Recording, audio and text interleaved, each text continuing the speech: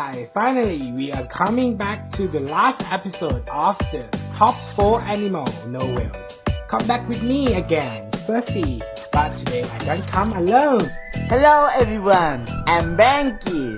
For this episode we will take everyone to explore the ocean. Wow, it's very exciting. What is the story be? Let's listen together!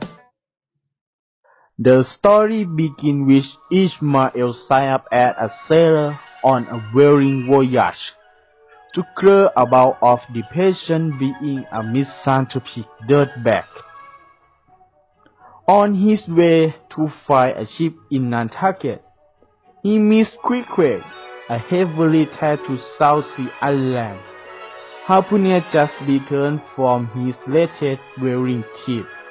Ishmael and Queequeg become best buds and roommates almost immediately. Together they sign up for a voyage on the Pequod, which is just about to start on a 3-year expedition to hunt sperm whale.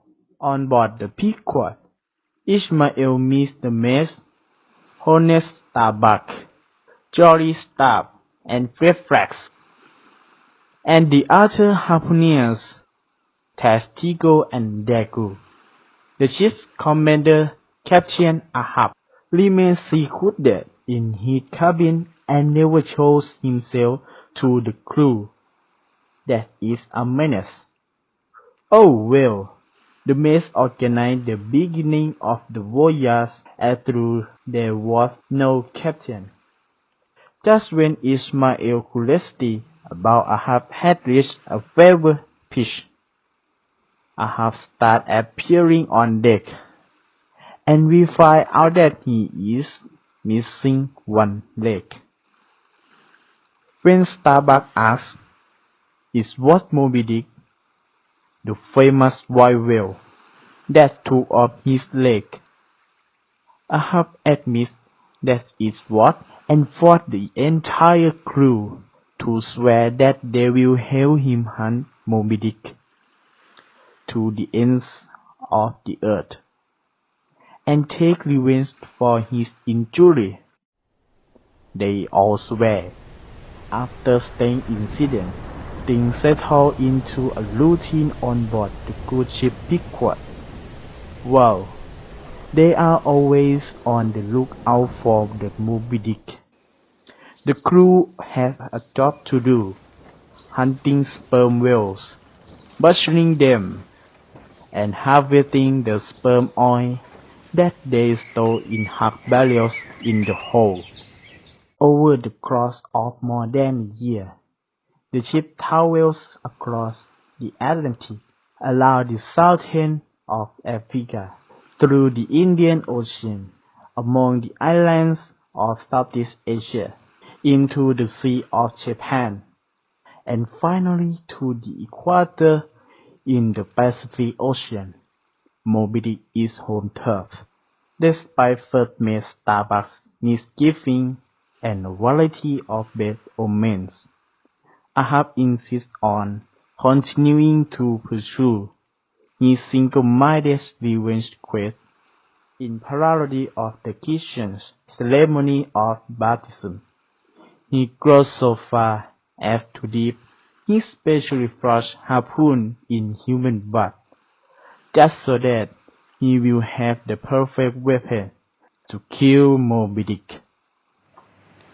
Finally, just when we think the story going to end without ever seeing this famous white whale, Ahab signed him, and the chase is on.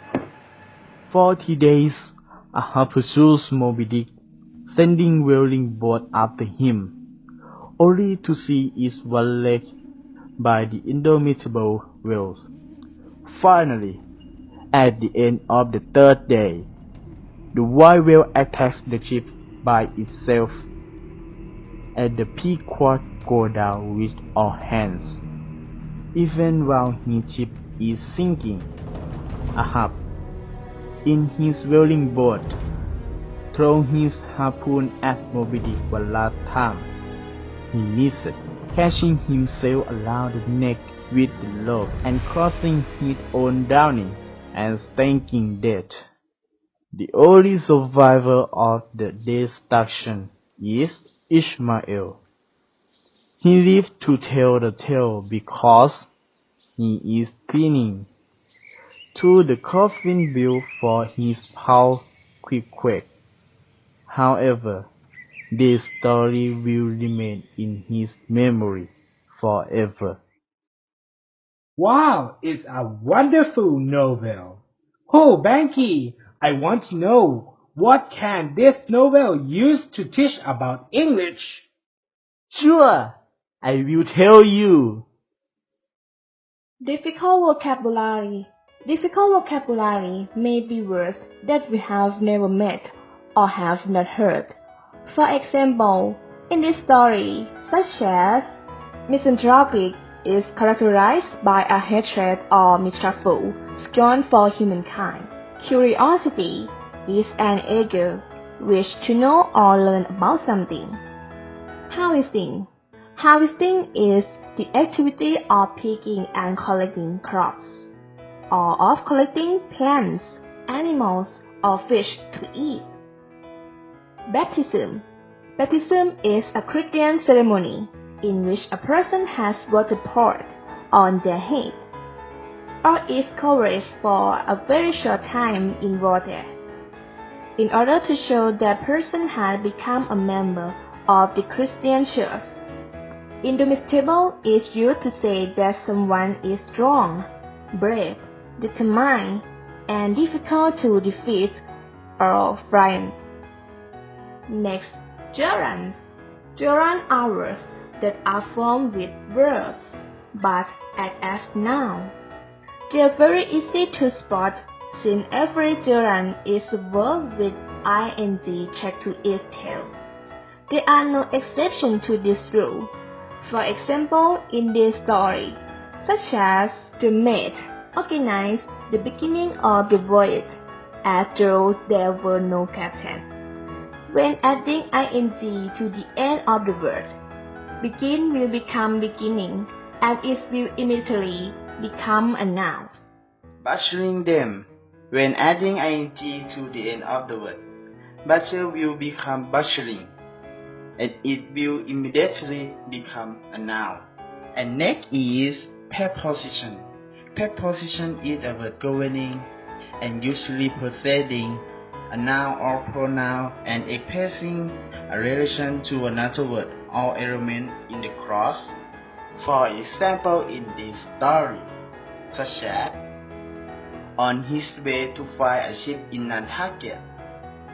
In this sentence, on is a preposition that preceding a pronoun for expressing a relation to another word. Next, in a parody of the Christian ceremony of baptism, in this sentence, in is a preposition that preceding a noun for expressing the situation of something. As for the top 4 famous animal novels that we being today is all over. What is the story about next week? Please follow to the next episode. Bye!